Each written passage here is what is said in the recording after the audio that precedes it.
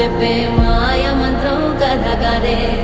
చంటోళ్లను భయపెట్టే భూచోడి కథ కదే,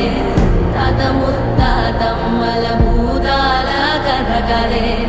విక్రమాదిత్యుడు చెప్పిన వేదాళుడి కథ కదే, దీపము నుండి దెయ్యం వచ్చే అల్లావుద్దీన్ కథ కాదే, ఇది ముడత చర్మం ముసలి చెప్పే కథలాంటి నిజమేలే.